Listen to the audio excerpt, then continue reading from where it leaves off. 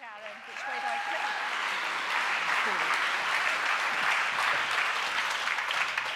Hello. So I'm going to talk to you about Amnesty's press ads from about 20 years ago. And I'm going to do it because I think, in a way, they're a clarion call for many of the things people have been talking about today. Truth, honesty, rawness, and by God, they're raw. I don't know how many of you remember them. I can't see many wrinkles out there. But I also want to talk about them because I think they gave permission for things like the Amnesty pen pack. And I'll show you why. Well, actually, no, first of all, I'd like to talk about the person who wrote them. It was a man called Indra Sinha, who I'm sure most of you have heard about. You go onto the SOFII website and you will find him. I've never met Indra, but he was what made me want to do the job I do, which is a copywriter. And I think Indra is an example of how, when you get a good writer, they can actually transform charities' fortunes. What I'd like you to take away from what I'm going to show you is actually, if you can inspire people in the way Indra was inspired, if you can put magic into the hat that you give to creative teams in agencies, they can pull magic out for you. But without that, they can't. Oh, for briefs like this one. Now, Indra has to share the credit for the amazing ads I'm going to show you with a woman at Amnesty. He talks about her in one of his books, a chain-smoking French woman called Diane. And when they were pitching, this is what she said. Let me tell you what I don't want. I am not interested in ego, cleverness, and advertising shit. I want to get this through to people, that every minute while you're going about your daily life, someone is being tortured or killed, and it's your fucking responsibility to do something to stop it. I've been doing this for 20 years, and I've never, ever had a brief like that. I wish.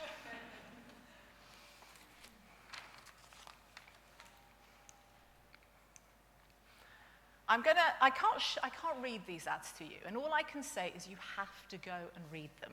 Each one takes about 7 minutes to read, so clearly that's why I can't do it. And there's no point in pulling out tidbits from them, because when you read these, they give you a kind of rolling boil. They keep moving, they keep building. There's a heartbeat in them that builds. And to pull anything out would really be to sort of, it would be to denigrate them, really. You have to read the whole thing. These ads, I think, are about the power, first of all, of language, of carefully chosen words, and of conviction. Conviction. And that's perhaps not a word we've heard a lot about today. Conviction in the cause. And people like me need clients, need charities who have the conviction of their cause. They need fundraisers who have the conviction, who say, this cause is so important because. Please go and read them.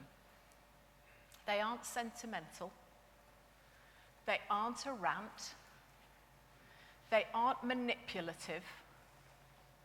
They are measured, contained, focused, deeply humane fury.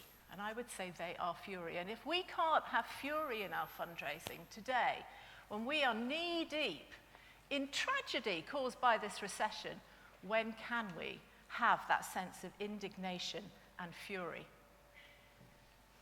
When I read these ads this morning, I spread them all out on my kitchen table because it's years since I've read them properly. And I have to say, I felt like tearing my hair out, because so many fundraising communications, by comparison, feel a bit like sort of sliced white bread.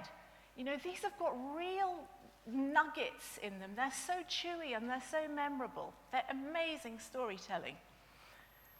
But these ads aren't just storytelling. We can all tell stories.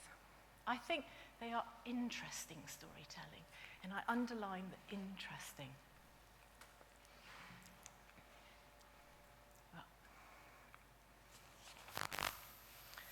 The story that each ad tells comes about, and Indra talks about this on SOFII's website.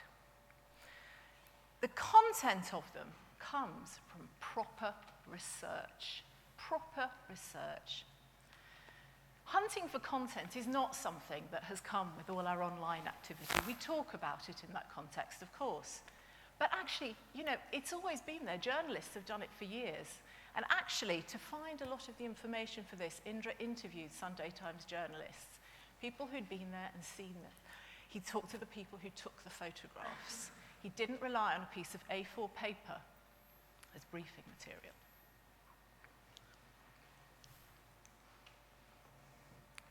This is really hard stuff to read. 20 years later, I remember this. I remember it. I remember when I read it today, I remember phrases from it.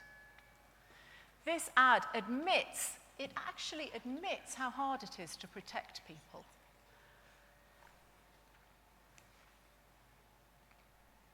Up in the middle here, under we, should we give up, there's a little heading. It says 1 million failures.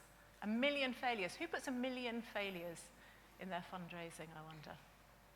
And down here at the bottom, it says, it doesn't say £5 a month will save thousands of lives. It says, all we've done in the last 30 years is bail a few buckets from a sea of human misery. They've admitted that, and you trust them for it. You trust them because it's honest. And you move that much closer to becoming a member of Amnesty International. Now remember, these ads transformed Amnesty's prospects. One ad alone raised £500,000. £500,000. Like you, I checked a typo. It's not a typo. £500,000 from one ad. But you might be saying that was then. This is now. And I would say, you're right, things have changed. But surely these are a testament to a few things, to courageous fundraisers and inspiring fundraisers, letting people do what they can do. They're testament to having a distinctive voice and absolute conviction in a cause. They're a testament to the value of really crunchy, chewy substance, not flimsy content that just rolls like water off a duck's back.